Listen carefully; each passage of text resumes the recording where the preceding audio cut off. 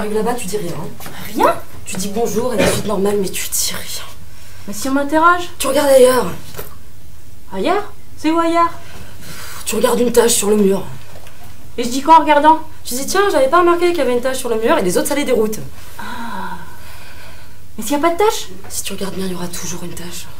Oh bon? Il y a toujours une tache. Mais s'ils viennent de reblanchir les murs à la chaux? Mais justement, tu cherches la bête ou quoi? Justement, s'ils viennent de reblanchir, ça va les intriguer, ils vont se mettre à chercher. Ah, c'est vrai que... Et toi, avec ton regard d'œil, tu t'accroches, hein. Exact comme si tu la voyais la tâche, hein. Grosse comment? Comme tu veux, t'es libre. Ça se verra pas. De quoi? Ben, que je vois pas ce que je dis que je vois. Prends un air normal. C'est quoi normal? Pas inquiet, pas nerveux, pas causant, les mains dans les poches. Comme ça? Non, pas comme ça, non. T'as les poings fermés, je parie, on dirait deux gros pétards. Ouais, c'est que j'ai les poings plus gros que les poches. Te flatte pas, tu vois. Et après? Après quoi? Mais après la tâche, qu'est-ce que je fais après la tâche? Tu peux peut-être que je te dise que pour pisser, faut baisser sa culotte. Non. Après, tu gardes ton air. C'est quoi mon air? Ton air d'être. J'ai l'air d'être? Tout à fait. Ouais, je savais pas. On t'a compris? Compris quoi? L'ensemble. Ben, l'ensemble, oui, mais entre... Entre quoi? Ben, entre l'ensemble. Bon, si je t'obstine à faire l'andou, je me passe de toi et je téléphone à Romy. Hein. Non. Tu parles de rien, tout ira bien. Hein? Je resterai combien de temps? Où? Bah, devant la tâche. Le temps qu'il faudra. Je m'en apercevrai. De quoi? Bah, du temps qu'il faudra. Et après? Et après quoi? Bah, après tout. On verra. Moi aussi, je verrai. Arrête tes questions foireuses, on verra, c'est clair? Oui, si, c'est clair. Je verrai. Ok, numéro 6. Voiture 4, place 12. 6 et 4. Et j'ajoute 12. Ah, c'est bien ça! Pourquoi? Bah parce que ça fait 22, pile l'âge que j'aurai quand je reviendrai. Parce que tu sais quand tu reviendras. Ouais. Non, mais je sais l'âge que je vais avoir. Allez, va t'asseoir. Faudra pas que je change de place, hein. Pourquoi? Bah parce que j'aurai pas le même âge. Bon, ça va là. Arrête de faire le mariage et regarde le paysage. Hein. Et il fait nuit. Et alors? Quand il fait nuit, le paysage n'existe plus. Ouais.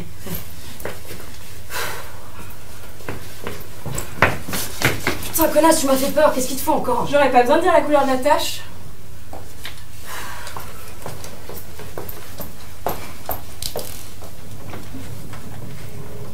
Mais ils avaient bien dit qu'ils viendraient m'attendre.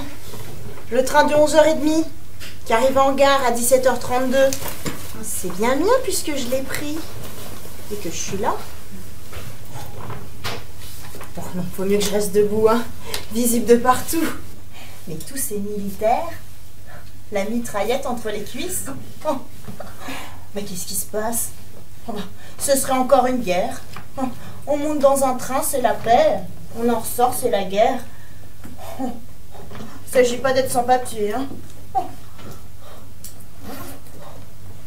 Ah, ma carte d'identité.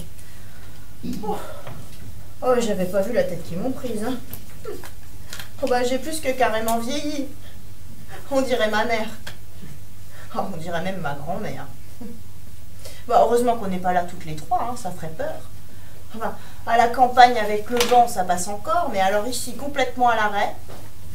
Bah, j'ai tellement changé qu'ils ont pu passer à côté de moi sans que je les reconnaisse. Amélie Delmotte. C'est bien moi puisque c'est mon nom. Mais si personne vient me chercher, j'ai beau avoir un nom, c'est comme si j'étais personne.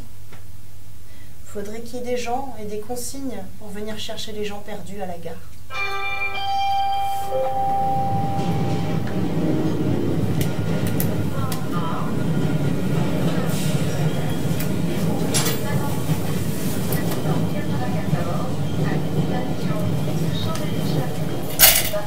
Bah, si on voyait encore la tête qui parle, hein, ce serait plus pratique. Oh, j'ai pas compris un mot. Pas un mot d'orthographe.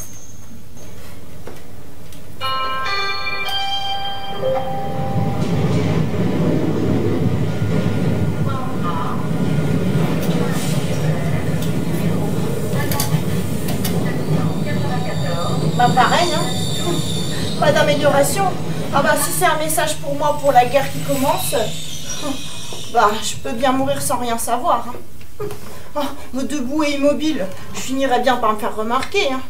Y a rien qui intrigue plus que quelqu'un qui fait rien sans en avoir l'air. Entschuldigung. Ah on est déjà occupé. Et moi, avec mes confitures d'abricots dans ma valise. Oh.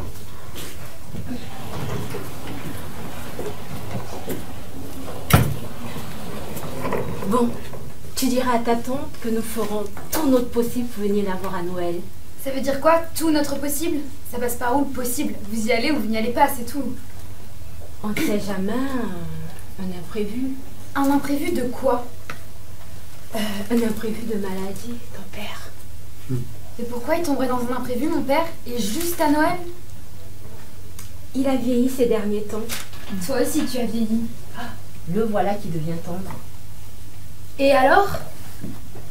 C'est pas dans sa nature, c'est comme si il redoutait quelque chose. Il va très bien, il s'est remis au sport. C'est pour ça, le sport, ça le fatigue. Il a jamais eu aussi bonne mine. J'en ai connu des bonnes mines qui mouraient tout d'un coup sans dire un mot.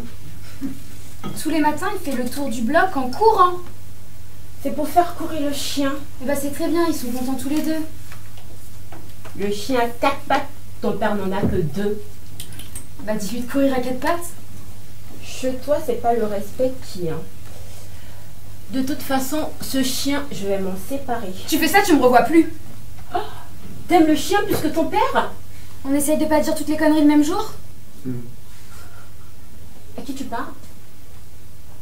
À la Joconde. Bon. Tu as pris tes fortifiants? Oui. Tu ne les oublies pas. Je vais pas les oublier puisque je les ai pris. Ce que je veux dire là-bas... Là-bas, j'ai foutré dans la fosse à Purin. Tu as pris tes livres? Tu me lâches un peu. Mais je me préoccupe de toi. Je me préoccupe toute seule. Bon. Tu feras de belles balades avec ta cousine. Des balades, des randonnées, des excursions, des flâneries, des escalades. Tu exagères toujours. Et à propos, le nouveau curé a un look d'enfer, ça promet. Ça promet quoi? Un curé aussi, ça s'escalade. Oh Brigitte, tu me fais honte. Fallait apporter. Bon, je te laisse. Au revoir. Fais pas la tête de celle qui va s'embarquer pour le Titanic en ayant déjà vu le film. Je ne comprends jamais rien à ce que tu dis. On ira le voir sous-titré. Bon, qu'est-ce qui se passe? Je l'aurai pas cet examen. Mais si, tu l'auras. Tu le sais mieux que moi? Je te connais, t'es ma fille, t'es intelligente. Comme si c'était avec l'intelligence qu'on réussissait les examens. Et ce sera avec quoi? Avec le hasard. Et pourquoi toi, tu n'aurais pas le hasard? Bon allez, ciao. Tu veux que je t'accompagne? Pas la peine. Bon, tu diras à ta tante que nous ferons tout notre possible pour venir la voir à Noël. Oh. C'est sûrement cet examen qui la met dans cet état.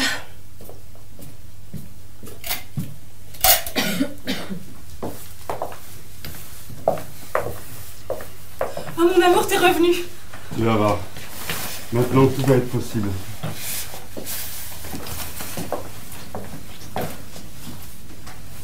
S'il n'y avait pas la gare, où est-ce qu'on irait? Oh, dans un endroit? Oh, la gare, c'est quand même mieux qu'un endroit. Ah bah, c'est plus vivant. C'est ça comme une famille. C'est pas comme du tout. S'il n'y avait pas la gare, où est-ce qu'on irait? Tout le monde s'en va, revient, repart. Nous, on n'est pas des nomades, on est des citadines de choix. Avant, il y a longtemps, tu t'en souviens? Dans la gare, il y avait une odeur. Une odeur de gare? Oh, une odeur de train. Plutôt une odeur de locomotive. Hein? Oh. Il paraît qu'il y en a qui se souviennent de l'odeur de leur mère. Les vraies mères, peut-être. Moi, j'ai jamais rien connu qu'un père. Les gosses à l'école qui disaient qu'ils recevaient des coups de pied au cul, moi je les enviais. Parce que mon père, sa spécialité, c'était les coups sur les naseaux et nous faire avaler la soupe avec le sang qui avait pissé dedans. Alors moi, au début, c'était correct. Mais après, ma mère est morte. Et mon père a ramené à la maison une bringue avec de longs cheveux jusqu'au cul. Ils ont gardé comme long comme des serpents, mais regardé comme ça dans les yeux. Quand ma mère est morte, je pissais au lit. Et pour me punir, elle me battait, pour me corriger. Elle m'attachait au lit le soir, avec la ceinture de mon père. J'ai resté comme ça, debout, les larmes aux yeux, la pisse au cul. Mais les femmes comme ça, faudrait les tuer. Elle y a pensé elle-même. Un soir, elle s'est allongée sur les rails. C'était un petit train, mais ça suffit. Mais je n'ai plus pissé au lit. Qu'est-ce qu'on retrouve quand on s'est fait écraser dessus par un train?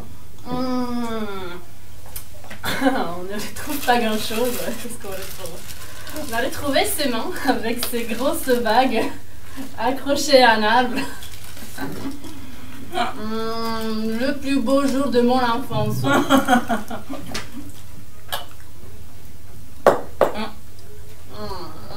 Non, pas compte. On est dans le jour ou dans la nuit? Je sais pas. Ah!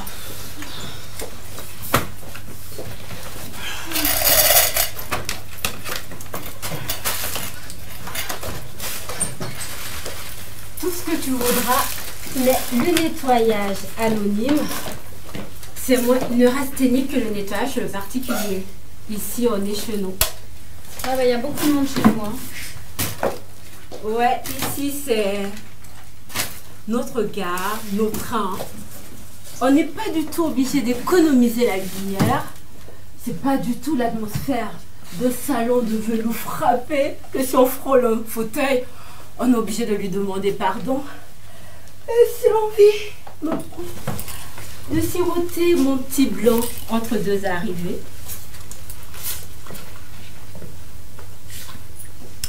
Je ne tiens compte qu'à ma soif, parce que les patrons du particulier, ce qu'elles ont dans la tête, c'est loin de l'humanité. Hein.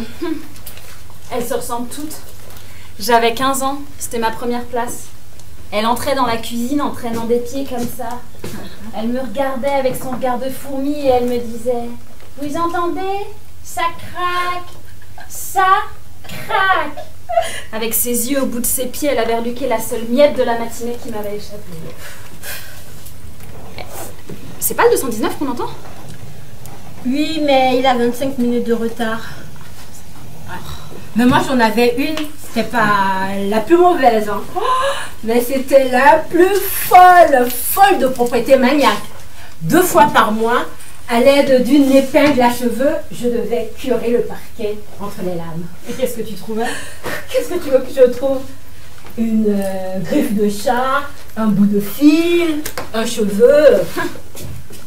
Et les crottes de nez? Écoute, elle assistait à l'opération, droite devant moi, la tête penchée sur mon travail. J'entendais sa respiration. Un jour, j'ai ramené un petit bout de fromage. Oh là là, j'ai cru qu'elle allait s'évanouir. Je prenais la porte le lendemain. Le lendemain, on lavait tous les savons de la maison. Avec du savon? On savonnait tous les savons. Chacune des chambres avait un lavabo, les 2 toilettes, la cuisine, la buanderie, le garage. Et quand les enfants rentraient, je devais laver leurs poires et leurs pommes. Et peut-être les fraises aussi? Ce qu'elle aurait voulu, c'est laver l'eau. Hein. C'est pas humain la vie qu'on nous oblige. Se lever dans le brouillard, les rêves même pas finis. Fait encore nuit jusque dans le bol de café. Puis courir, les escaliers, les trottoirs, les parapluies et toutes les nécessités. Moi, je marche souvent à côté de mon moral. C'est quoi ton malaise? Si tu me comprends pas, c'est que je parle à côté de ma bouche. T'as des enfants? Oui, j'ai des enfants. Je les voulais, hein. Je sais même plus pourquoi je les voulais. J'ai jamais eu de montée de lait, ça veut bien dire ce que ça veut dire. Bah, j'ai eu des enfants pour faire comme tout le monde, hein. Faut le dire. Moi, je dis souvent, faut avoir le courage de se l'acheter. Je les embrasse en vitesse, je les nourris en courant, je les couche en hurlant, je les fais se lever à coups de torchon. Je les embrasse autant que je peux pour me faire pardonner de les aimer trop vite. Je les regarde et je me dis, bah c'est mes enfants. Et ils ressemblent à personne. Ah, et en plus, ce qu'il peut pleuvoir dans les villes où on travaille. Plus on travaille, plus il pleut. Ah, moi je sens que le printemps arrive. Ah, et à quoi tu sens ça?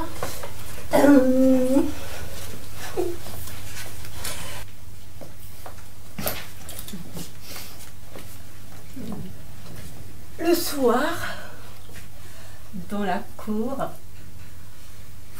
j'entends les hommes qui sautent d'une voix désespérée. Eh ben, on n'entend pas le même printemps, hein? Et comment il se comporte ton homme? Voilà le 119. Il a rattrapé une partie de son retard. Mon homme, lui, il rattrape jamais son retard.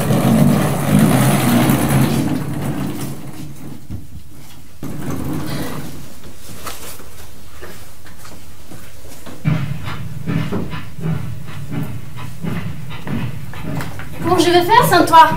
Je t'écrirai tous les jours. Rien et personne ne m'empêchera de pleurer. Je pleure déjà quand je t'imagine là-bas. Je reviendrai. Je t'imagine là-bas, tout petit, perdu, un petit point blanc, perdu.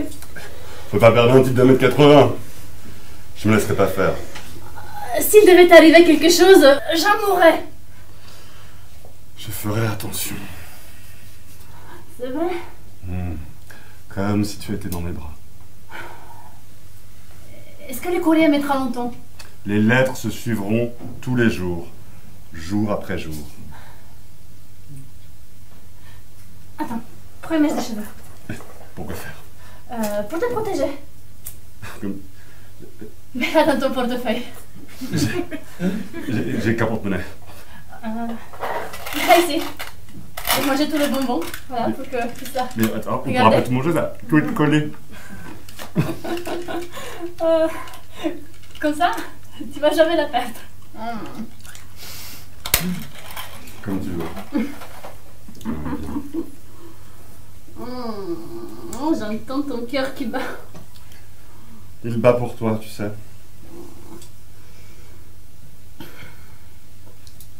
On dit qu'on vous amène à certains endroits. Des bordels. J'irai pas. J'ai ta photo avec moi. Moi j'aime tellement dormir dans tes bras. Dis pas ça. Je veux être ta femme. Dès que je reviendrai. J'ai peur pour toi. Dis pas ça. Pour nous. Viens, Il est pas encore l'heure. on s'en va. Tu vas être déserteur. On verra. Ça me fait penser, hein. Il me l'avait demandé. Je l'ai accompagné jusque sur le quai. Il était le neveu de monsieur le recteur. Il aurait bien voulu nous voir devenir mari et femme. Bon, j'étais pas un bon parti, hein.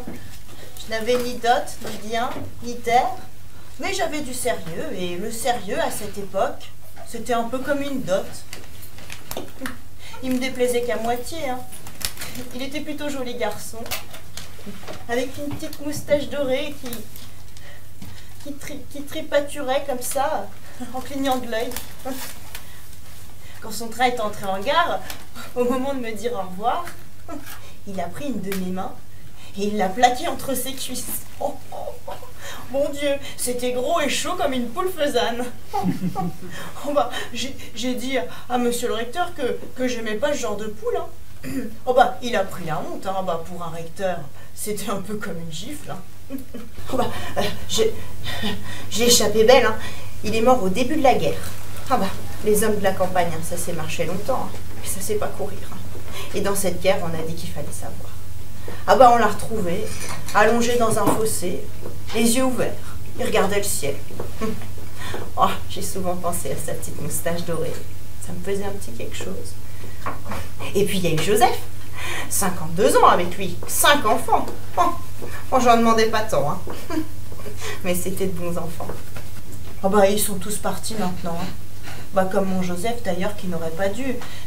Une nuit sans lune, en rentrant d'une batteuse, bah, il est tombé dans une mare. Bah, il avait un peu bu sûrement. Il a bu sa mort dans l'eau d'une mare.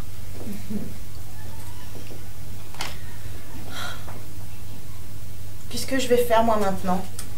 Dans cette gare, s'ils viennent pas me chercher, à mon âge?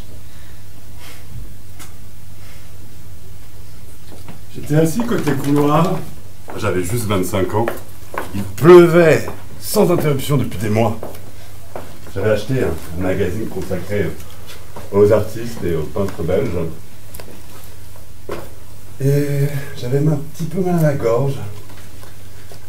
Et je portais à l'époque une écharpe écossaise. Ah, je vous suis, vous. Elle s'est assise en face de moi et je l'ai aimée. C'est-à-dire? Elle s'est assise, je l'ai aimée. Quand ça? Je l'ai aimée. Tout de suite. Pour la vie. Pour jusqu'à la mort. Avant que le train ne parte, je l'aimais comme un fou. J'étais sur terre pour l'aimer.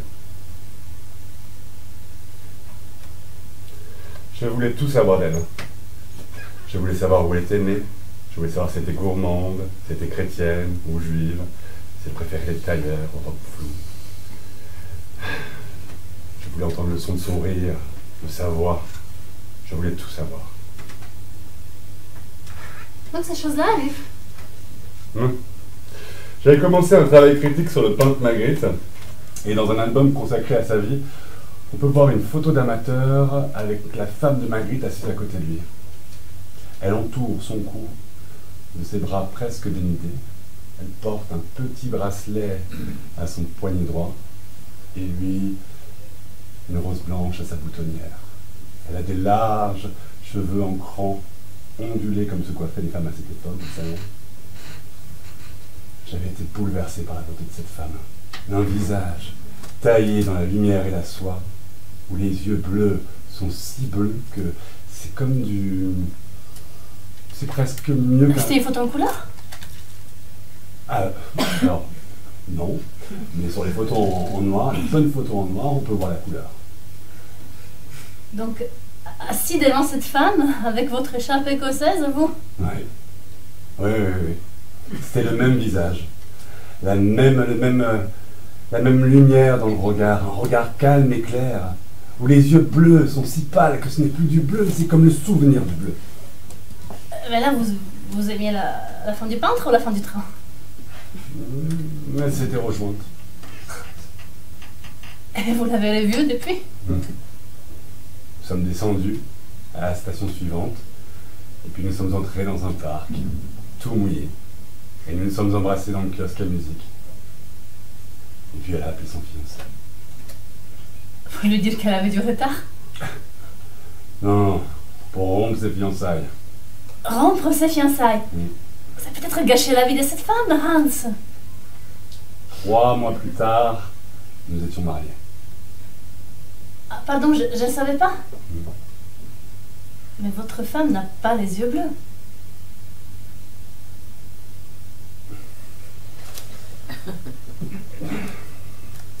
Excusez-moi, je vais rater mon train. Merci pour tout. Bonne fin de journée. Mais mon Dieu, qu'est-ce qui t'arrive? Pendant tout le trajet, j'ai pleuré dans le mouchoir dans ma cuisine. Mais sa femme n'a pas les yeux bleus. Elle porte toujours cette écharpe écossaise.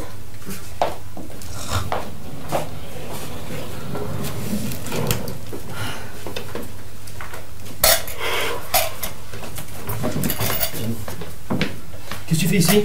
Devine. Ah bah tu pars? Ça peut se dire comme ça. Et tu vas où? À Bruges. Comment ça à Bruges? C'est quoi cette ville? Ah. Elle se place où cette ville? Là-haut. Et qu'est-ce que tu irais faire dans cette ville? C'est quoi cette nouveauté? Alors toi, Bruges comme ça, tout d'un coup, sans prévenir. Tu sors de ton lit et hop, Bruges. Bruges, dans le nord. Alors, tout le monde cherche à rester au chaud à la maison. Et toi, tu vas à Bruges. Bruges en plein décembre. Qu'est-ce qu'il y a de plus qu'ici? Réponds, qu'est-ce qu'il y a de plus qu'ici? Il y a Bruges. Il y a Bruges. Elle est folle. Elle répond comme une folle, elle répond complètement à l'envers. Et qui va à Bruges, hein? Moi. Moi. J'ai jamais entendu dire que Bruges, c'était une ville pour nous. Pas pour nous, pour moi. Mais je la connais, moi, cette ville. C'est la ville des tulipes. Mais des tulipes, il y en a plein les champs ici. Hein. Il y en a même chez les fleuristes. Alors, bah, si tu voulais des tulipes, tu me demandes, hein, et puis moi je t'en achète des tulipes. Il fallait m'en acheter hier. C'était quoi hier? Une date comme ça. Déjà, j'ai oublié, ouais. Oui. Bah oui, une fois par an seulement. Et tu me punis? Bruges est trop belle pour être une punition. Bah alors pourquoi? Mais parce que partir, c'est pas mourir comme on dit, c'est... Ah bah c'est rajeunir. Et tu veux le divorce? Je veux Bruges. Et il y a quelque chose à comprendre là? Pour d'autres oui, pourquoi non? Je pourrais t'étrangler pour ce genre de réponse, hein? À mon tour. Bah non. Bon, si t'as oublié quelque chose, tu nous l'écris, hein. On te l'expédie. Oui. Même des médicaments, tu vois. Tu trouves pas là-bas ce qui te convient.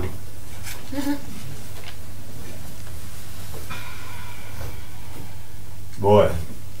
Ta mère a dit que tu serais pas longé par des amis? Oui. Hein?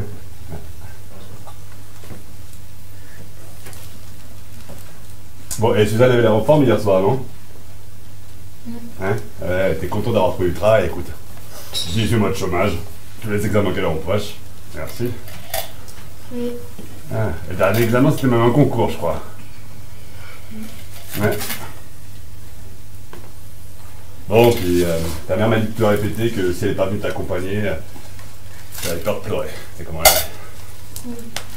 Elle veut pas que tu vas pleurer. Oui.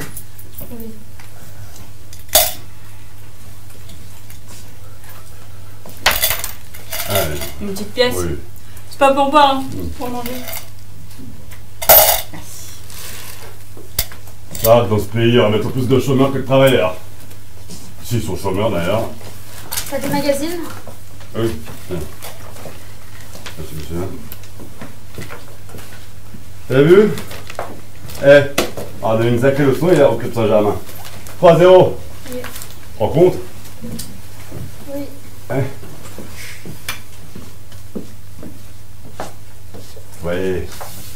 Et le chien? T'as vu la tête qu'il faisait, le chien, quand t'es parti? Il avait tout compris. Ça fait mal. C'est quoi? Vieux comme il est, moi je sais pas s'il tiendra jusqu'à ton retour.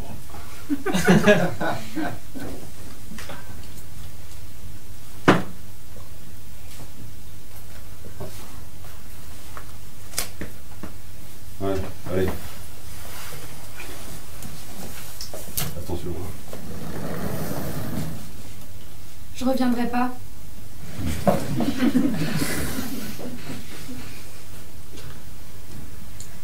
Et qu'est-ce que je vais lui dire moi en rentrant?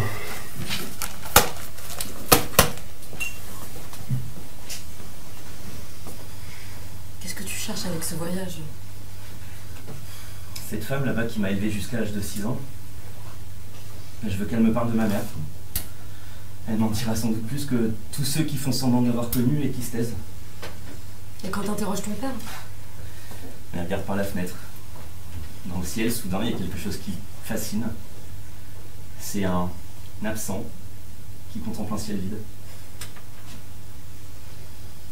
Papa. Donc, pourquoi? Il arrive malheur à ceux qui cherchent à déchiffrer le secret des morts. Mais qui se cache les morts? Ceux-là même qui voulaient pas parler du temps où ils avaient une grande bouche vivante. Moi, c'est pas une morte que je cherche, c'est le visage de ma mère, c'est son ancien visage. Alors, je vais la traquer, je vais la forcer, et il faudra bien qu'elle me parle à sa manière. Mais les morts aussi savent mentir. J'ai à peine connu son visage. Je me rappelle que de ses yeux d'un bleu étrange, comme lavés par la lumière. J'avais 8 ans quand ma mère a épousé ton père. Je t'aimais tout de suite. T'étais brutal et silencieux, mais je t'aimais. Tu tombais souvent en vélo, tu te souviens? Je voulais toujours te soigner pour te toucher. Pour que tu penses à moi. J'aurais voulu que tu tombes sans cesse. Eh ben une fois, je l'ai fait exprès. Pour m'étonner? Non, pour que t'aies peur. Ton père a toujours été un homme silencieux comme toi, mais doux et attentif. T'essaies de me distraire en ce moment. Pourquoi? Attends. Pourquoi est-ce qu'on n'a aucune photo de ma mère? Pas sûrement par délicatesse envers la mienne. Il devait pas être facile d'être une femme qui succède au fantôme d'une femme qui avait été justement si fortement aimée et que tout le monde admirait. Mais je parle pas d'un portrait en couleur accroché au mur du salon, mais d'une simple photo d'amateur. Est-ce qu'on doit pas ça à son enfant, une photo au creux d'un portefeuille, cachée au fond d'un tiroir ou dans la poche d'un vieux vêtement? T'en as Une parlé à ton simple père? photo d'identité. T'en as parlé à ton père? Il a quitté la pièce.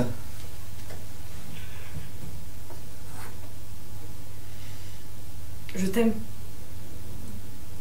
Pas comme quand j'étais petite et où je dormais pas pour penser à toi et où manger ma soupe était un supplice parce que tu me regardais en ricanant. Mais je t'aime pour tout le temps à venir.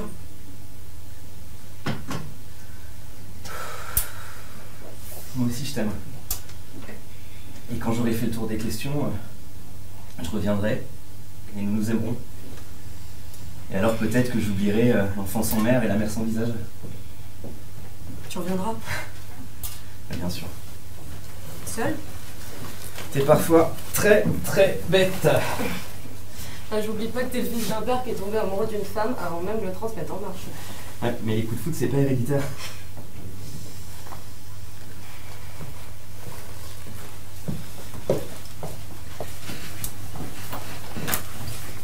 Ah oui, ce que j'ai pu les aimer, les gens. Je les ai tous aimés. Je n'ai pas fait dans le détail. Tous. Les bouffis, les jolis cœurs, les silencieux, les tatoués, les râleurs, les boudins, et même les méchants. Et même ceux qui n'aiment pas se laver. Oh, je les frottais comme on lessive une cuisine. Ce que j'aurais aimé, c'est les prendre tous entre mes bras.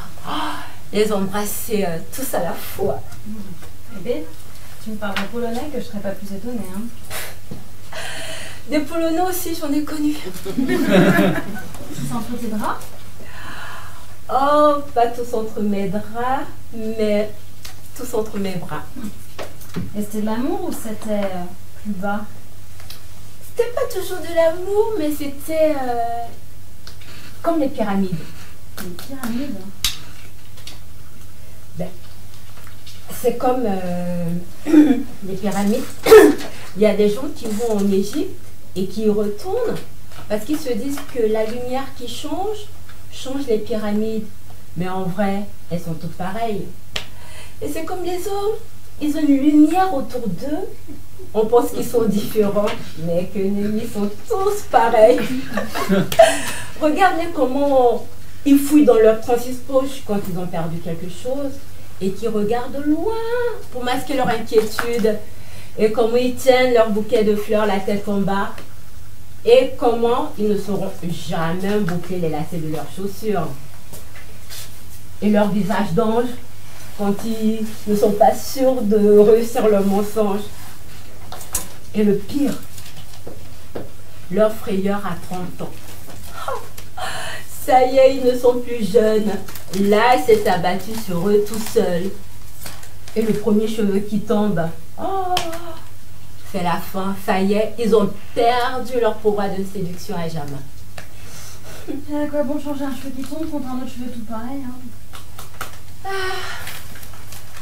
J'aime leur fragilité, leurs grosses chaussures. J'en ai connu un qui est parti précipitamment en oubliant ses chaussures. Rien qu'à les regarder, j'en avais les larmes aux yeux. Bébé, on n'est pas les mêmes femmes, hein. Moi, je pleurerais pas devant des chaussures de bons hommes. C'est le 728? Oui, mais je crois que nous, c'est le 812. Ma mère, enfin celle qui m'a élevée, Elle me disait toujours que je sois sérieuse. Sérieuse pour elle, c'était toutes les qualités à la fois. Et plus tard, bah, elle me disait épouse un sérieux. Alors le premier sérieux que j'ai trouvé, bah, je l'ai épousé. Hein. Un chat, pour être sérieux, dormait avec le pape. Il ne riait jamais. Gentil, hein. Câlin à sa manière, jamais nerveux. Bah, il est parti. Et tu savais pourquoi? Il me trouvait trop sérieuse. Mais c'est vrai que moi, je voulais être dans son sérieux à lui. Du coup, j'étais plus sérieuse que le code civil. Il en a épousé une. Elle s'esclaffe à chaque tournant. Elle dit oh, il fait tellement froid, je sens plus mes pieds. Et elle se jette en arrière pour rire à l'aise. Moi, j'en ai épousé un encore plus sérieux. Avec chacun d'eux, j'ai eu 2 enfants qui ne rient jamais. Alors tu sais, les polonais fragiles et les grosses chaussures. Tu sais, en grosses chaussures, en Santiago, en espadrille, ils ont tous la même angoisse. Que cette chose en elle, qui se lève vers le ciel, sans qu'ils ne sachent pourquoi, puis un jour perdre le ciel et rester là inerte, anéanti, ruiné, et eux devant elle, le visage brouillé, les pauvres humiliés. Mais c'est vrai que c'est avec elle qu'ils ont peuplé la terre, qu'ils ont fait Edith Piaf, Victor Hugo, Gandhi.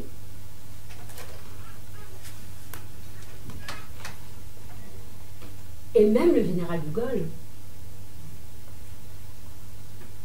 Et même le Christ. Bah non, pas le Christ.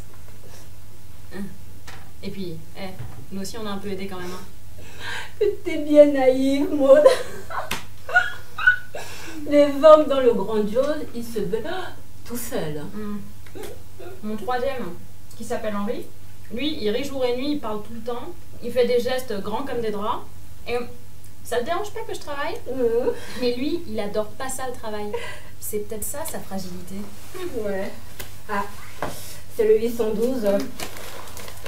Les wagons, quand ils arrivent de vacances, ils sont toujours bien plus sales.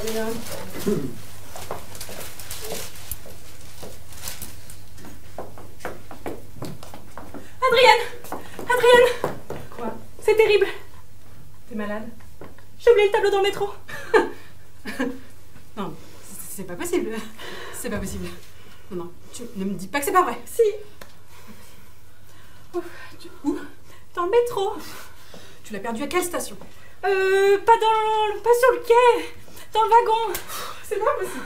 Oh, c'est pas possible. Pourquoi t'as fait ça? Mais je l'ai pas fait exprès. Merci de pas l'avoir fait exprès. Ah non, mais c'est pas possible. C'est pas possible. Au début ou à la fin du trajet? Quoi? Tu l'as perdu au début ou à la fin du trajet? À la fin. C'est pas possible. Oh, c'est pas possible. Peut-être téléphoner? À qui? Bah au métro. Au métro? Non mais c'est qui le métro? Bah à la dernière station, là où tout le monde descend. Non mais là, à tous les coups, il est sous le bras d'un voyageur. Oui, enfin peut-être qu'il ne l'aime pas et qu'il l'a laissé au guichet. Ah non mais ce serait le comble. Il l'aurait volé. Et en plus, tu te trouverais moche. Non, oui, mais enfin, il n'a encore rien dit. Hein. Ah mais qu'il continue à se taire. Hein. Non mais, oh, mais comment t'as pu faire hein? Oh, tu l'avais à côté de toi, là, le tableau sur la banquette. Je comprends pas. Bah, avant de descendre du métro, j'ai voulu vérifier que j'avais bien les titres de transport et comme je les trouvais pas, bah, je me suis affolée. Pourquoi tu les aurais trouvés, les titres de transport, comme tu dis somptueusement, au lieu de dire les billets comme tout le monde, puisque c'est toujours moi qui les ai, hein? Putain, descendu si rapidement! Ah, mais dis-moi pas que c'est ta faute, hein! Tu n'avais qu'une chose à faire, t'occuper du tableau, tu le perds, hein! Mais comment on va expliquer ça à notre sœur? Oh! Faut faire quelque chose! Tu perds le tableau? Tu me donnes des ordres! C'était écrit dans le testament, un tableau signé par le peintre lui-même! Tu le perds? Et puis il faut faire quelque chose! Ah non mais j'ai la tête qui s'en va! Hein. Adrienne, regarde! Madame? Oui. Ce tableau-là, sur le bras? Oui. Il est à moi. Qu'est-ce que vous dites là, chère madame? Ce tableau-là, sous le bras, on vient de le perdre. Si vous l'avez perdu, pourquoi voulez-vous qu'il soit sous mon bras? Ah non, c'est pas possible, c'est pas possible. Ah, vous reconnaissez votre erreur? Ce tableau est à nous, à moi, à ma sœur, à notre sœur. Impossible, un tableau n'appartient pas à autant de personnes à la fois. Je retourne le papier. C'est pas le papier qu'il faut reconnaître, c'est le tableau. Vous avez raison. Enlevez-moi ce papier. Arrêtez de me secouer comme ça ou j'appelle la police. Ah, mais c'est moi qui vais l'appeler voleuse, hein. Et où l'aurais-je volé? Dans le métro. Oui, dans le métro. Je ne prends jamais le métro. Aujourd'hui, si. Suffit de demander à madame de nous décrire son tableau, on verra bien si c'est le nôtre. Très bonne idée. À vous l'honneur, commencez par le vôtre. Mais c'est un bouquet de roses roses dans un vase bleu. Plutôt turquoise. Posé sur une table jaune et à travers la table... Qu'est-ce qu'on voit à travers la fenêtre? Une vache. Pas deux. Peut-être deux. Bon, et vous? Une mer déchaînée. Une mère de famille. Un océan déchaîné. Une mer de famille déchaînée. Un océan déchaîné. Tant qu'on n'a pas vu son océan, comment être sûr de ce qu'elle nous raconte? Tu as raison. Demande-lui. Parle-lui. Non, non, c'est toi qui lui parles. T'as une autorité naturelle. Bon. Et voilà. Elle a disparu. C'est bien la preuve qu'elle a volé. Tu t'as toujours à faire les choses, hein. Et à cause de toi, bah ce tableau, je l'ai perdu 2 fois. Oui, mais je voulais te dire... Ah non, non, t'inquiète pas. Non, non, ça est presque égal que tu me désires plus. Ça prend... elle est triste. Bon, j'ai fini par m'arranger avec l'idée. Ouais. Et ben je fais la carte, mon train arrive dans 8 minutes. Aide-moi encore un peu. Avec ton âme. Voilà. Et bien quand il fait beau, tu peux même me dire je t'aime. Ah non, mais j'entends pas toute une affaire. Non. Non, mais je ferais comme si j'avais pas entendu. Non, oui. Bah parce qu'on est bien ensemble, je sais pas, quelques jours ensuite. Non? Oui. Eh ben mon train arrive demain matin, 8h30. Voilà. Ce que j'aimerais, moi, c'est que tu me dises encore si tu crois que c'est possible de... Allô?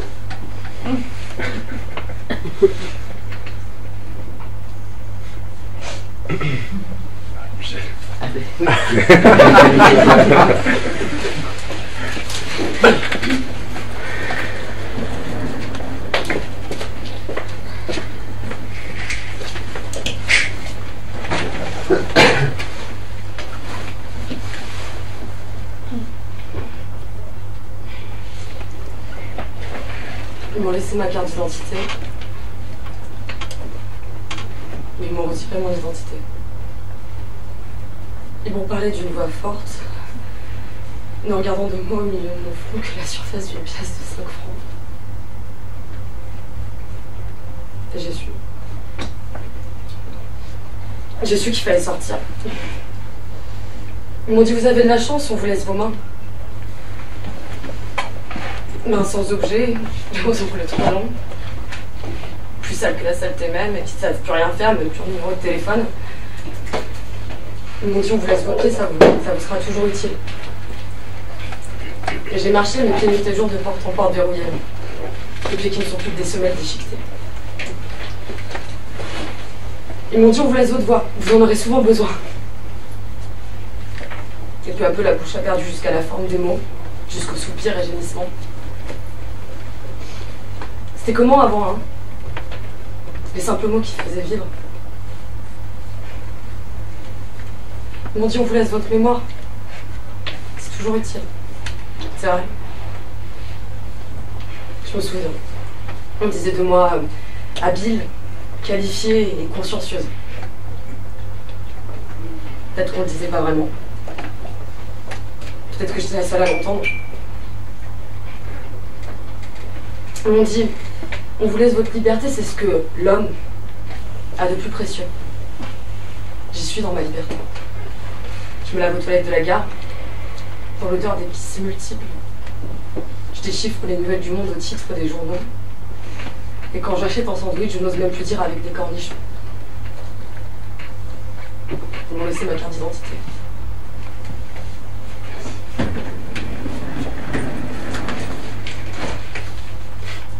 Oui, bon, bah écoute, c'est ton répondeur. Je spotterai le train tout à l'heure et bah, je te rappelle une fois que je suis dedans. À tout de suite.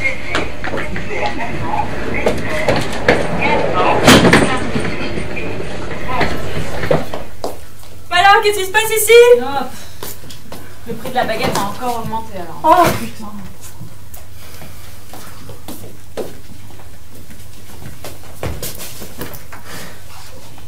Maintenant, je me sens bien que dans les gares, mais tu m'étrangles. Il y a longtemps que tu m'attendais. Ah, mais j'aime t'attendre. Te chercher parmi les autres, te trouver la plus belle. Et là-bas? Là-bas, cette femme a retrouvé pour moi des cahiers ayant appartenu à ma mère. Quand elle arrivait, elle me tenait serré contre elle quelques minutes. Elle montait au grenier pour écrire jusqu'à son départ.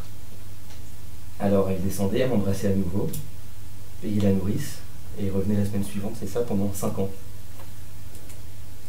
Un jour, on m'a ramené à la maison, et j'étais assis dans le train à côté d'elle, dans sa chaleur, et je voyais ses cheveux dorés briller en couronne autour de sa tête. J'osais à peine la regarder. Et puis on m'a mis en pension. Et un jour, on m'a dit qu'elle était partie en voyage au bout de la terre, et moi j'attendais ces lettres au timbre exotique. Elle était morte. Mais pas comme tout le monde. Elle s'est suicidée, tu le savais? Ouais. Tu as lu ce cahier? Pas encore. Qu'y a-t-il dedans? Un livre. Et ça aussi, pourquoi je le sais pas? Publié sous un autre nom. Pourquoi? Pour te protéger, toi et ton père. Un livre dynamique qui a connu un énorme succès et un énorme scandale. Il a été question de prison. Et un scandale de nature... politique. Chaque jour, je me sens un peu plus orphelin. J'ai parlé à ton père. Il n'a existé d'elle qu'une seule photo. Une photo d'amateur. Elle ne supportait pas qu'on la photographie.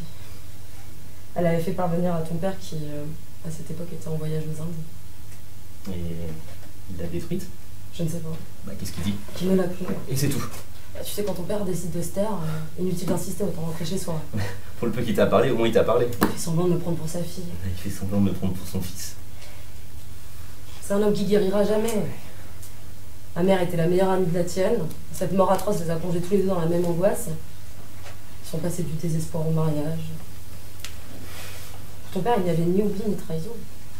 Il restait dans la familiarité de cette femme qu'il avait soudain aimée avant même de lui adresser la parole. Et comme tu sais, ma mère a les yeux très noirs.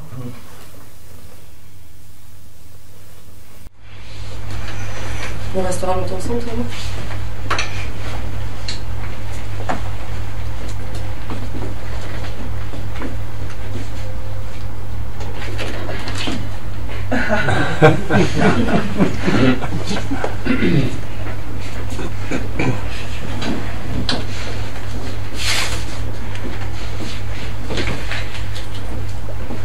Froid?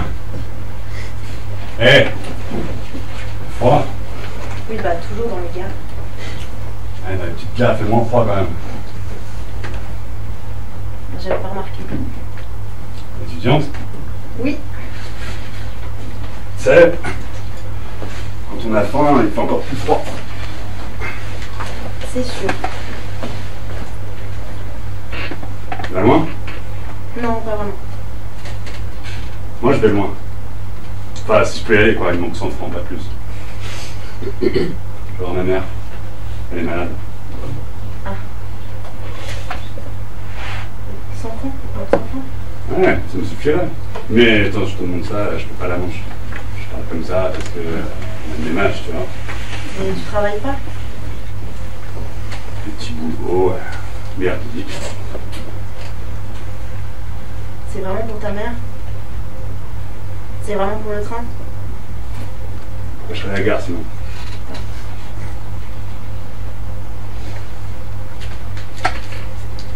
Ah ouais. Merci. C'est pas chier. Eh, qu'est-ce que vous faites là? Vous n'avez pas le droit. On fait connaissance.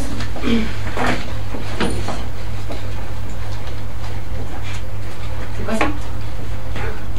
C'est du talc. Ouais. Allez, tu me suis. Et toi aussi. Non mais attendez, moi qu'est-ce qu'il me prend? Moi j'ai rien fait moi! Oui, et ton billet là, c'était pas pour acheter du talc. Mais je vous jure, vous vous trompez, mes parents m'attendent, ils vont s'inquiéter! Ils ont raison de s'inquiéter.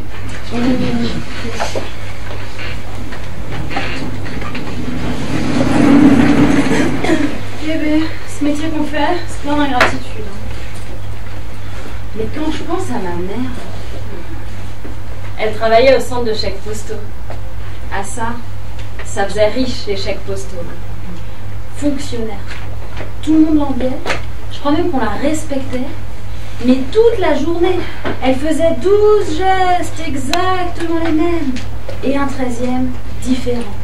12 et un 13e. Un jour, je devais avoir dans les 10-11 ans. Je suis allée à sa rencontre, mais je me suis trompée de rue. Quand je l'ai rattrapée, elle marchait devant moi. Et ben, tu veux savoir comment elle marchait? Elle faisait 12 pas comme tout le monde. Et un 13e sur le côté. 12 et un 13e. Ça donne envie de rire, hein? Bah, le soir, quand elle nous a servi la soupe au poireau, je l'ai regardée, j'ai pensé à son 13e pas de côté et je me suis mise à l'aimer autrement. C'était pas ma mère, hein. C'est celle qui m'a aidée. Bah, tu vois, nous, on est les madones des chemins de fer internationaux. On n'a pas besoin de faire le 13e pas de côté. Mais, t'as entendu parler de ces deux balayeurs arabes qui ont gagné 500 000 francs à notre loterie nationale? Ah ouais, ils ont balayé dans le bon sens. Ces gens-là nous prennent tout. Ils prennent rien, ils ont joué, ils ont gagné. Mais s'ils n'avaient pas joué, c'est des gens comme nous qui auraient gagné. Même nous, peut-être. Mais on n'a pas joué. On aurait pu. Mais enfin, Maud, c'est le hasard qui fait tout. Alors c'est qu'ils nous prennent même le hasard. Et tu trouves ça normal, toi, qu'ils aient tenu à finir leur semaine de travail avant d'aller toucher leur lot? Moi, je trouve que ça a de l'allure. Bah, moi, je trouve que c'est de l'orgueil. C'est des gens orgueilleux même quand ils sont balayeurs. J'ai gagné, mais je suis au-dessus de mon impatience. Tu sais ce qu'aurait eu de l'allure? C'est de verser leur paye aux autres balayeurs, voilà. Ils ont déjà perdu la dignité des pauvres. J'aime pas quand tu parles comme ça, Maud. Je te reconnais pas. On parle ensemble, mais on se ressemble pas, Augustine. Pourquoi on se ressemblerait? Pour moi, en ce moment, bah, il y a quelque chose qui va pas. Les autres, le soir, avant de s'endormir, bah, ils pensent à des paysages ou à des choses de leur vie. Moi, je vois des fans de carottes. Je travaille, hein. Je travaille. Et si on me traite d'idiote, je fais oui de la tête. Ah ben, t'es idiote de faire oui de la tête. Et j'arrête pas de revenir en arrière. Je pense à mon père, en chemise et en bretelles. Il venait de se raser, il tendait les joues en disant « Qui veut des traînes ?» Et tu l'embrassais? Il sentait bon. Et moi, je pense à des fans de carottes. Attends. Viens voir. Tu vois la femme plutôt jeune au manteau marron? Ouais. Elle vient tous les jours attendre son fils, hein? Elle m'attend pourquoi tous les jours? Mais parce qu'il ne viendra jamais. Et personne ne lui a dit. Personne n'a osé le lui dire. Et c'est comme ça que tu vas me remonter le moral. Je fais comme je peux.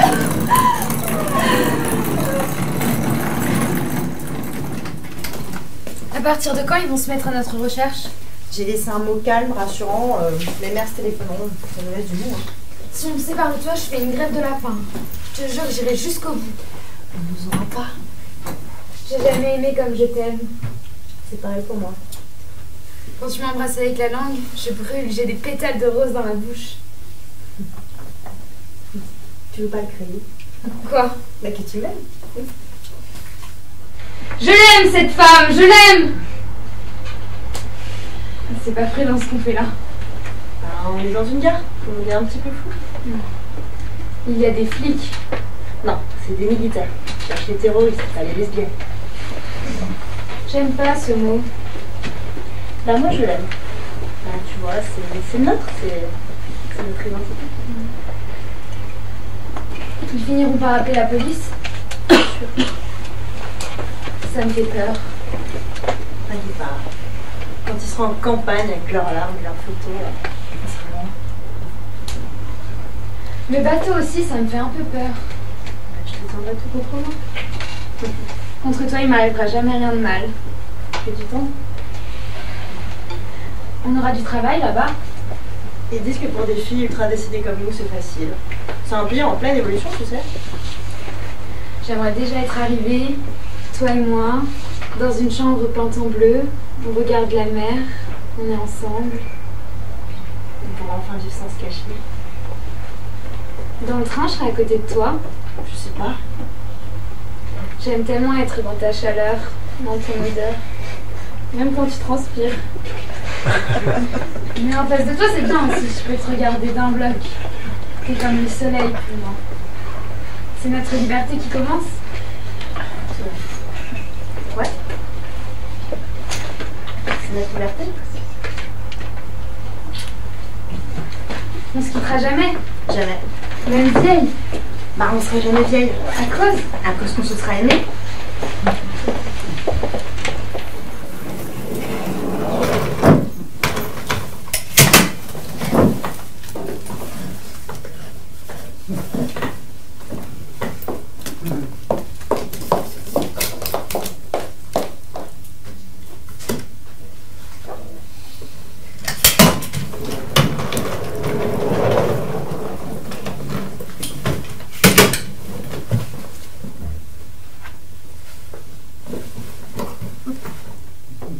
Vous allez où exactement?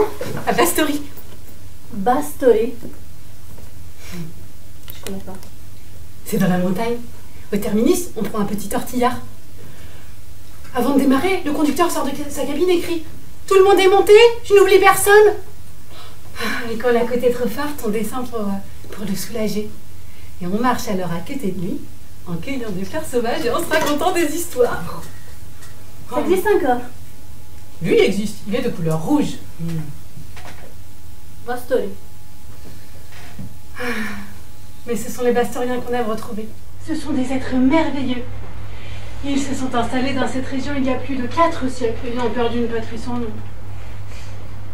Jamais entendu parler. Ah, mais bien que souvent en proie à la nostalgie, ils rient sans cesse et organisent des fêtes. Ainsi, comme ils ont construit leur bourgade au milieu d'une forêt d'essences rares, quand arrivent les premiers papillons et les libellules, ils s'adonnent à une joute poétique qui dure 3 jours et 3 nuits. Et le gagnant est celui sur lequel se posera un papillon. Ah, ça arrive. Oh, ben, tous les ans. Et si plusieurs papillons? On départage les concurrents selon la durée du temps de pause du papillon. Il y a bien d'autres fêtes. La fête de la cerise, qui consiste à faire une boucle bien fermée avec une queue de cerise. Ah, facile. La queue de cerise est dans la bouche et on ne cède que de sa langue. Il y a la fête des tortues, la fête des ânes et la fête des pierres plates, qui ne s'adresse qu'aux citoyens ayant eu des différends entre eux au cours de l'année. Hein. Les adversaires se placent l'un en face de l'autre et se bombardent à coup de pierre plate. Charmant. Bah, le vainqueur est celui qui, grâce à la légèreté de son jet, ne déstabilise jamais son adversaire. Bah, il suffit pour le faire perdre que l'anniversaire s'en va au sol et c'est nul. Mais l'arbitre à l'œil, hein, il saurait facilement démasquer la simulation. C'est un jeu destiné à apprendre le respect de son ennemi. Et quelle est la récompense de ces hauts faits? Oh, mais le gagnant est dispensé de travail pendant 1 mois payé double. Et il gagne la valeur de son poids en livres et en dictionnaire. Quand on arrive chez les Bastoriens, ils applaudissent. Et il n'y a pas de chien perdu à Bastory. Un enfant revenant de l'école avec un chien galeux, crotté ou venu d'ailleurs, mais ses parents le félicitent. Les Bastoriens rient beaucoup. Et ils ne ferment jamais ni leurs portes, ni leurs fenêtres. Écoutez, mère vieille. Ils n'enterrent pas leurs morts. Ils les momifient, ils les mettent chez eux, là, dans de grands meubles cirés. Ils leur parlent, leur demandent conseil et plaisantent avec eux. Et quand on part, ils nous accompagnent jusqu'à la gare et ils nous saluent avec de grandes fleurs jaunes qu'ils cultivent avec cette intention-là. Oh. Vous êtes une farceuse. Hein? Bastory. Ça n'existe pas et ça n'existera jamais. Ça n'existera jamais. Ça n'existera jamais. L'emploi du futur devrait vous condamner à la prison perpétuelle.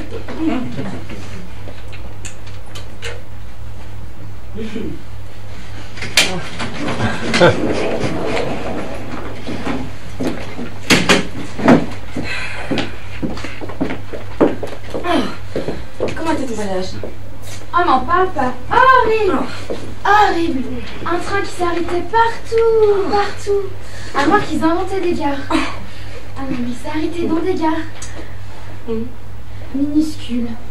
Mal éclairées. Démodées. Pouilleuses. Ah non, il y avait des gens qui descendaient, hein. Ah non, mais pour s'arrêter dans ce genre de gare, faut y être contraint. Je sais pas, habiter à côté, je suppose. Ah non, mais le train qui a juré de desservir tout le monde... Ah, tiens, voilà Gérard. Mon Dieu, qu'il est pâle.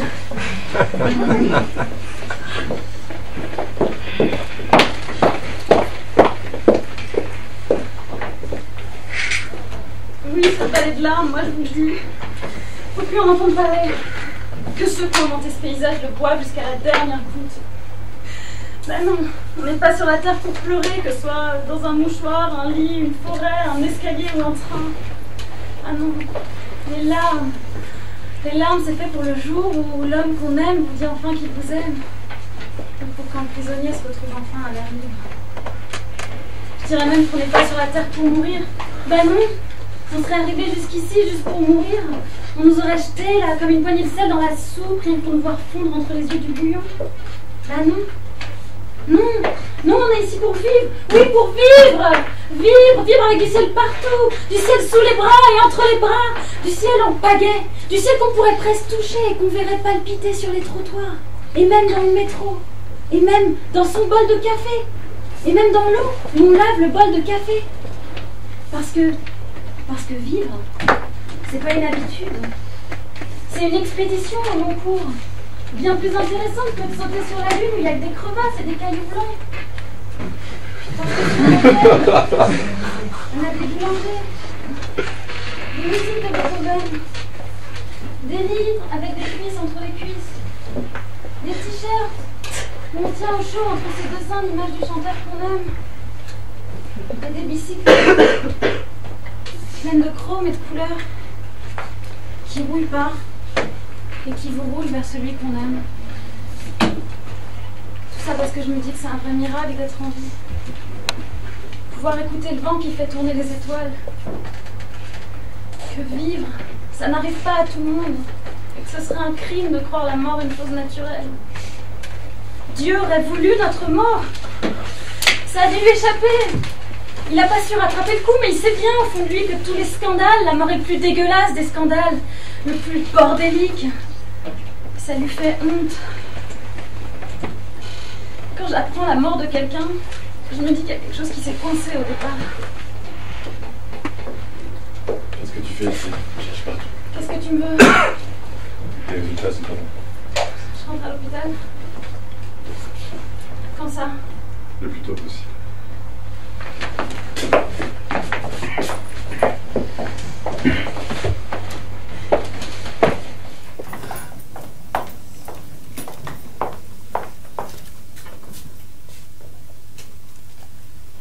On n'est pas en retard?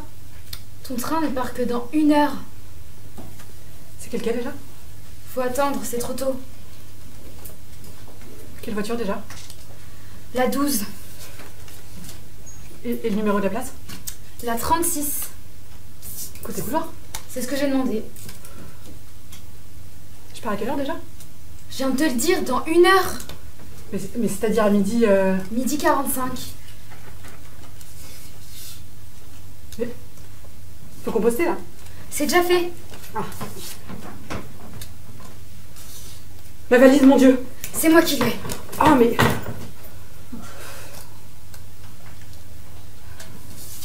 J'arrive à quelle heure déjà? 18h25. Il fera nuit? Mais non, pas du tout. Il fera jour? En ce moment, il fait jour à 18h.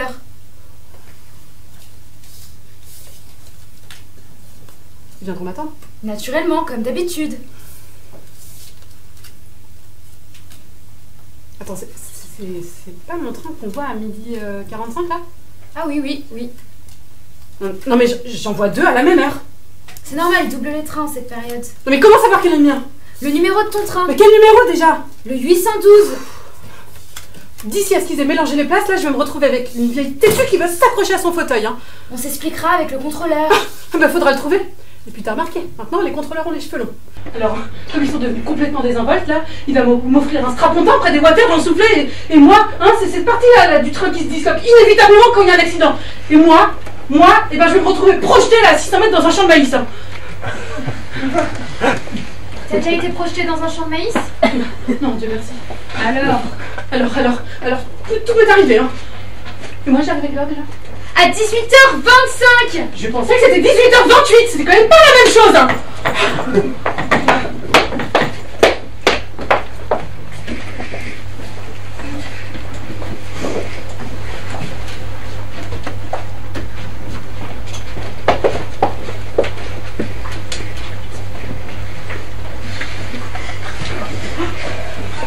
Là, dans cette gare au sol glacé, ils ont piétiné sans comprendre.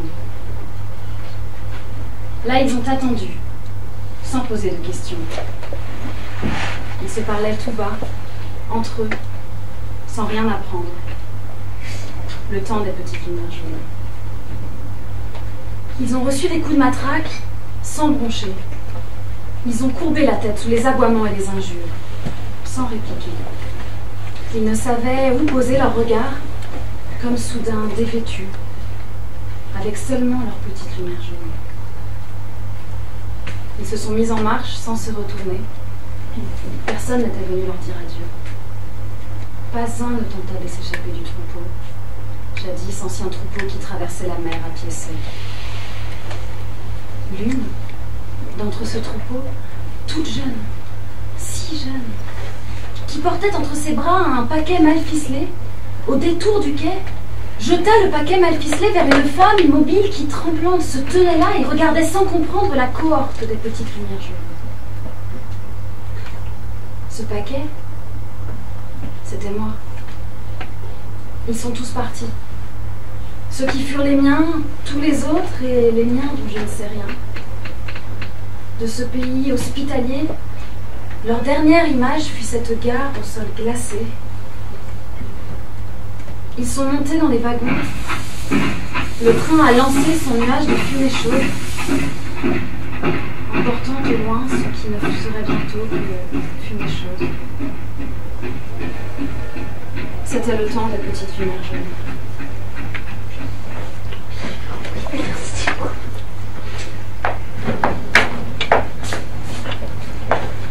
Partout ça va, ça vient, hein. Ça traverse, hein. Ça court, comme à la télévision. Oh ben avant, mais tout à fait avant, on n'avait pas la télévision. On n'avait que nous. Et ça ne nous empêchait pas de rire le soir autour de la soupe. Et pourtant, c'était pas une petite affaire. Hein. Entre les bêtes, les champs et le petit dernier qui n'avait pas 3 ans, mais de tous et à tous les âges, bah, ça aurait été lui le plus tourbillon. Oh bah, on riait de choses idiotes, hein. Comme ce soir-là.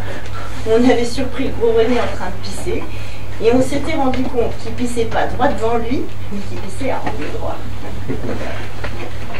Oh bah, on arrive à s'étouffer. Hein. Oh bah, pour le gros René, bah, il s'est pendu un peu. Bah, et puis ils sont tous partis, tous ceux qui me faisaient une bosse sous le tablier. Bah, il y a une de mes filles, je sais même pas où elle habite. Mon moustache et moi, on était bien accordés. J'aimais bien reconnaître son pas le soir quand il rentrait. Il avait inventé de me rembrasser avec la langue. Mais je sais pas où il est allé chercher ça. Bah, quand je rentrerai, je m'achèterai un nouveau bol pour ma soupe.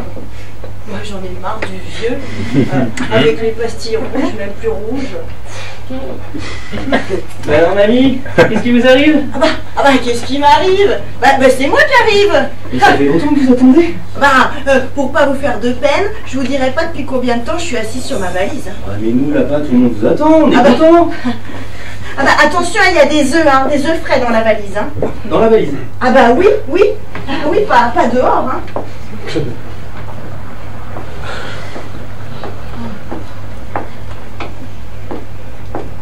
Je descends sur la place et je crie: Je t'aime! Je t'aime! Bernadette, c'est un vrai nom pour être crié. Il est en 3 morceaux. Bernadette. Oh, elle m'entend. Elle m'entend aussi bien que les autres locataires qui, de l'eau de leur balcon, me crient d'aller crier plus loin. Des déclarations de gros cochons. Parfois, un agent me prie de circuler. Dans une ville, on ne crie pas l'amour. Et je vais ailleurs. Je cherche une autre place. Et je crie « Je l'aime ! Je l'aime !» Bon, je suis obligé de changer un petit peu la phrase, puis j'ajoute pas Bernadette. Dans un autre quartier, ça n'aurait pas le même sens. Et puis je rentre. Et elle me sourit, gentiment. « Mais où étais-tu? Ta soupe va être froide. » Elle me sert souvent une soupe avec des pâtes en forme de lettre. Et moi, sur le bord de mon assiette, j'écris « Je t'aime, Bernadette. » Bon, elle manque quand même une lettre de temps en temps, mais on comprend le sens. Puis elle fait la vaisselle, en chantant.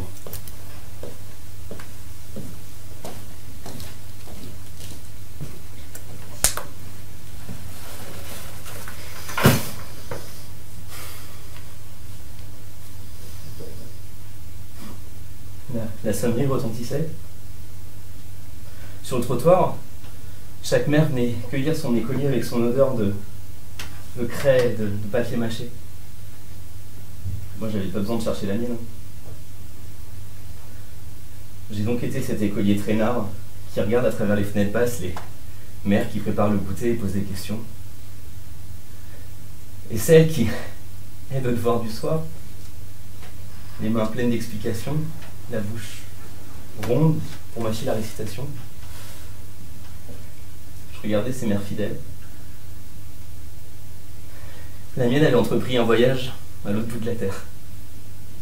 Mon Dieu, elle a donc la tête en bas. Mais comment elle fait pour garder son équilibre? Le soir, dans mon lit, je priais pour qu'elle ne tombe pas dans le vide. Un jour, elle est partie là-bas, dans ce pays où la gare n'avait pas le droit de s'appeler la gare. Elle avait dû se dire que sa grossesse la mettait à l'abri de tout soupçon. Une femme qui porte son enfant, est-ce qu'elle met dans un pareil danger? Donc dans ce nord, au bout de l'Europe, là où le vent jamais ne voulait sans repos, dans ce nord, à travers la neige, j'ai trouvé la petite librairie rouge et chaude où on fêtait la traduction de son livre. J'ai demandé si on avait une photo de l'auteur. Non.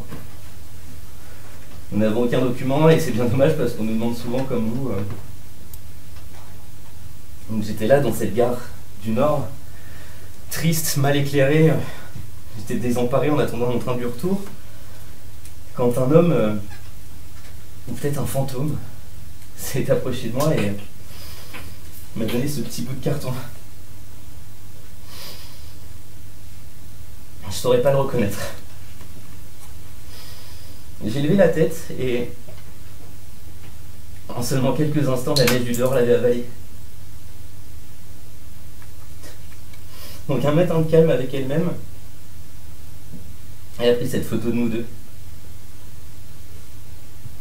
Ainsi, en cas d'accident, mon père aurait un souvenir dédicacé à cet homme que j'ai aimé avant même que le train se mette en marche. Elle s'est voulue toute nue, juste dans le reflet d'une glace, avec son gros ventre dans lequel je dormais au chaud.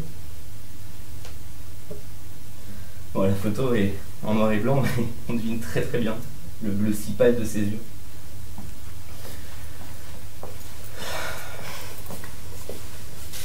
Je me demandais si je te trouverais à la gare. Les gares disparaissent pas sans prévenir. Tu as été loin? Beaucoup plus loin. Et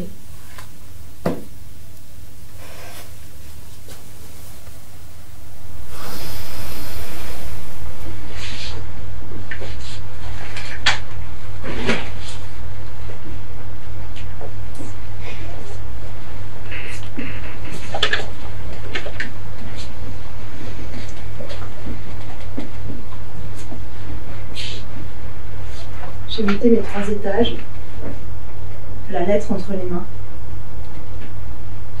J'ai fermé la fenêtre de la cuisine. On va entrer dans la maison. Je me suis mise à regarder le ciel et et les nuages qui filaient à toute allure. Et je me suis dit, ce Dieu sait qui est enfermé dans cette lettre, plus jamais regardera le ciel.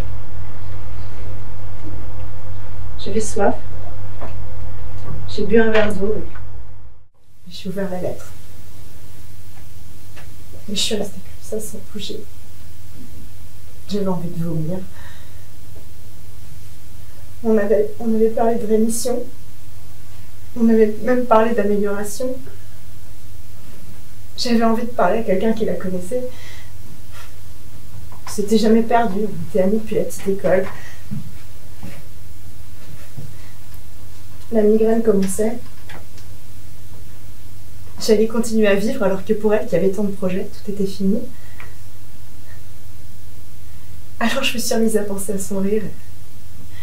Et je suis restée comme ça. Combien de temps?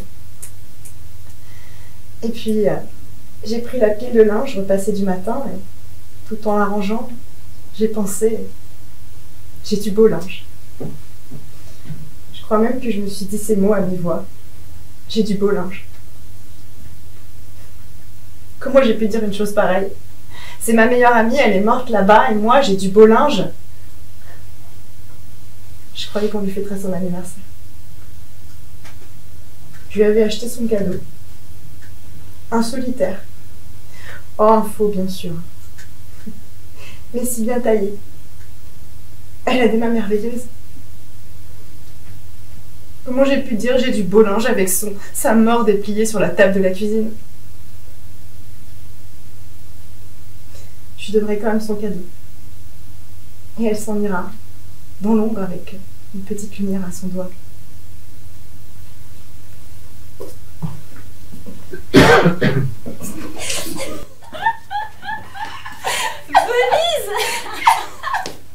Mais attends, Venise, c'est une ville pour les jeunes mariés. Et attends, et justement, en parlant de jeunes mariés, cette nuit, j'ai mis Henri à la fin. Ça a commencé comme un jet de pierre. Il rentre, il me dit est-ce que mon veston est revenu de la teinturerie? Alors je lui réponds t'as déjà vu un veston rentrer à pied de la teinturerie?